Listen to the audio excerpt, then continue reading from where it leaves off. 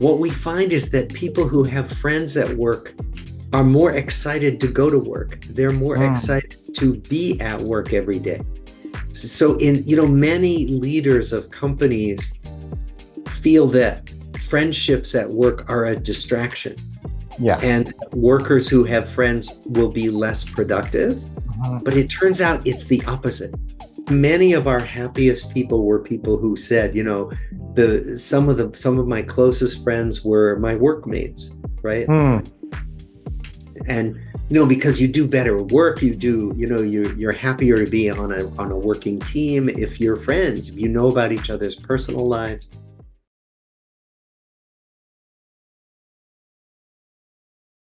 はい、ピボットの竹下です。ピボットグローバル始まります。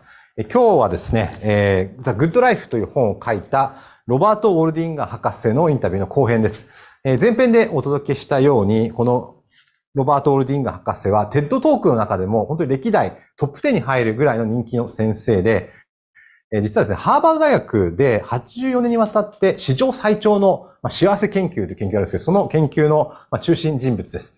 前編ではどうやったらいい人間関係を築けるかっていう話をしたんですけど、後編ではさらに深掘りしてですね、職場における人間関係の話も聞いていきたいと思います。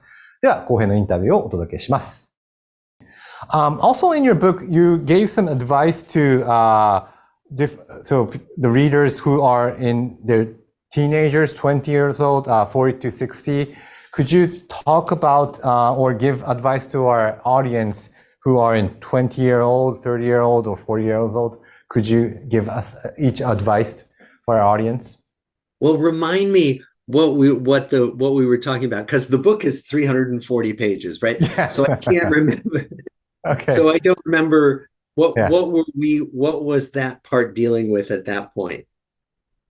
Yeah. So when you're teenagers, so there's a kind of a complex feeling that you want to be hugged by your family, but also you want to be treated as an adult. Yeah.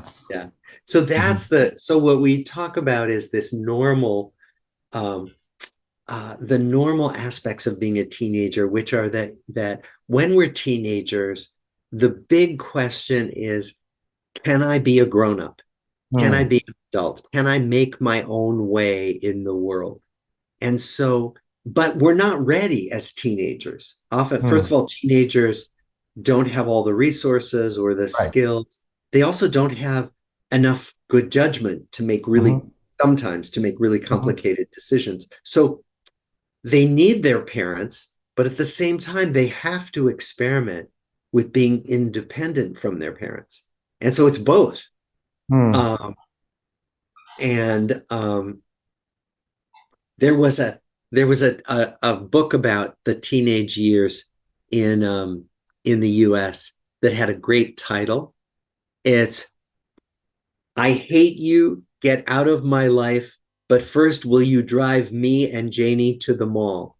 Okay. I don't know if that's going to translate into Japanese or not, but so you want to get independence, but you want your parents or your family to take you to a mall. And you need their help, right? So that's their help. That's the dilemma of being a teenager. It's both. You need help, you need your parents' help, and you need to be able to be more and more independent. Interesting. And then in young adult, when we think about young adulthood, it's much more about finding out who am I, what kind of work do I want to do? Can I find someone I want to be with in a romantic partnership? What kinds of friends do I want to have? So it's a lot about consolidating a sense of who I am, who I want to be with, what kind of work do I want to do? So those are the big challenges of young adulthood. So let's talk about people in 20s and 40s. And you mentioned that it's important to create a safety net and so concentrate on your work, but at the same time, you should ask yourself who you are, what's important in your life, which is the right path. So it's kind of a complicated time of age that during your 20s or 40s. Could you give some advice to people who are in that time of age? You're talking about specifically about your 40s? Yes. Yeah, 40s, yeah. And often, we think about the 40s as kind of like the sandwich time, we call it. You're sandwiched between, often you have children by then, so you have to take care of small children, but you also have parents who are getting older, and many times those parents need help. They need more care. So you have these big demands, and in your 40s, you're often trying to make your way in the working world. Often that's the point where you're trying to get ahead in your career, maybe in a company, right? So you have these demands at work, demands perhaps as a parent, and maybe new demands as a child with adult aging parents who need more help. So we think of that as a sandwich where you're kind of caught in the middle with all these demands. And a lot of the difficulty with that age period, middle age, is that it can be easy to let your friendships go. It can be easy to ignore your friendships because you have so many demands in your life. And so the people in our study who were the happiest and the healthiest were the people who managed to keep some friendships alive and active, even during this time when there's so much else going on in your life. Yeah, I think that's a big challenge for people in the 30s or 40s because they're so much concentrated on their careers, and it's difficult to build relations or keep the relations with your friends. So, yeah, I think that's a big challenge. Yeah. Yeah. The other thing that we find is that having friends at work is really helpful. The Gallup organization did a survey of 15 million workers all over the world.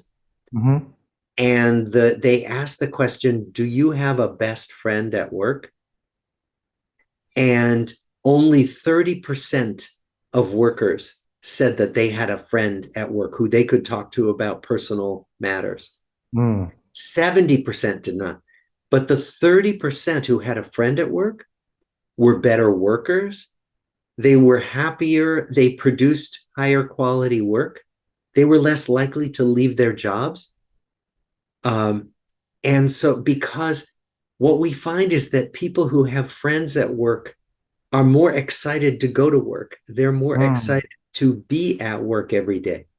So many leaders of companies feel that friendships at work are a distraction.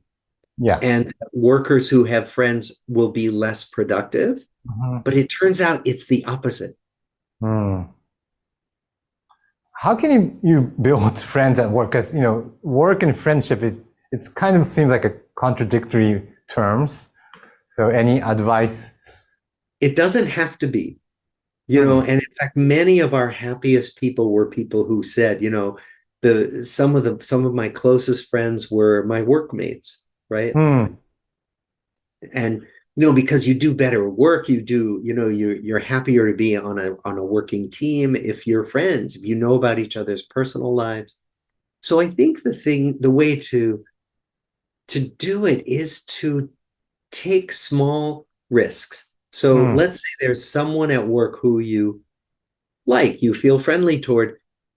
Ask them to go out for coffee, or or just try being curious about maybe they have something on their desk that is a personal object that displays something about them, about their life, about an interest or a family photo. Just express some curiosity and start a conversation that's more personal, that's not just about work. Now, I don't know if this would be taboo in Japanese culture. No, it won't be taboo. Okay, because in the US, it's it can feel a little risky to do that, but people are very happy that they do. And so you just explore, you just see if someone will will talk more about personal matters with you. And if they will, and you develop a deeper friendship. Yeah, I said there's no taboo, but I know what you mean, because it's very difficult to kind of enter their personal space at workplace. So you have to kind of, explore or kind of experiment or see if they're open to this idea. So yeah, I know what you mean. Yeah. Yeah. And also, I want to go back to your book about the good life, and you touched upon lifespan. What have the studies have found out that, good relationship or good life can also lead to longevity? Yes. Well, what we think, again, that has to do with relationships helping to relieve stress and helping you to be in a calmer state more of the time. Not all the time. No one is calm all the time. No one. But that relationships can help you feel safer and more comfortable as you go through your life. And we think that keeps you healthier, and that isolation and feeling more agitated breaks down our health. And so we die sooner. Interesting. Okay, so before wrapping up this interview, are there any points we have missed, or something you haven't written in your book, or any other agenda you have in your mind today, or something we should discuss?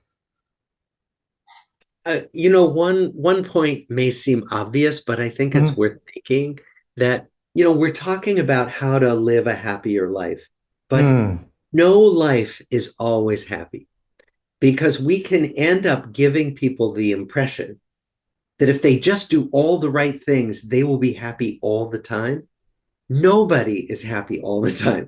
I've studied thousands of people, and no life is without stress and challenge and unhappiness. And that's important to state, because otherwise it's easy to get the impression, particularly when you look at other people's social media feeds and their photos, you can get the impression that other people are always happy, and I'm the only one who's having challenges and difficulties in my life.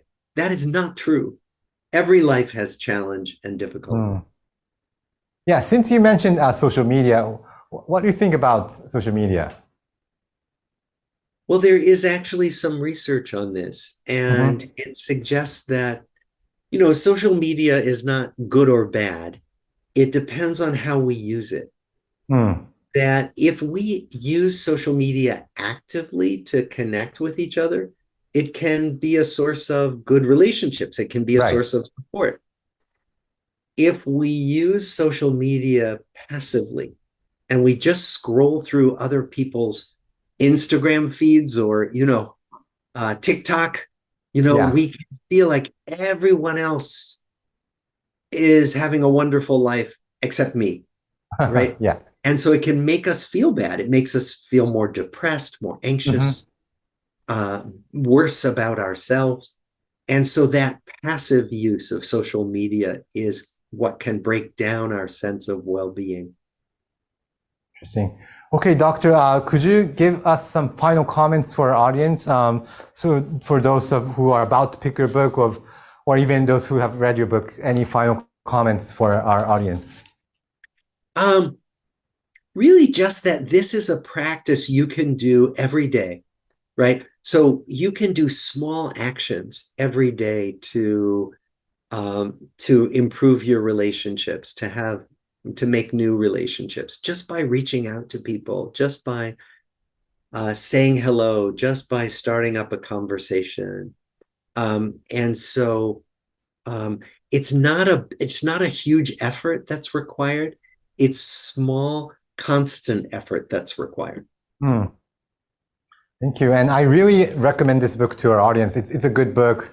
It's a good read. There are a lot of kind of worksheets you can fill up. So thank you, Dr. Waldinger, the author of Good Life. I really enjoyed the conversation, and thanks for your time. I really enjoyed it too. Thank you. Thank you.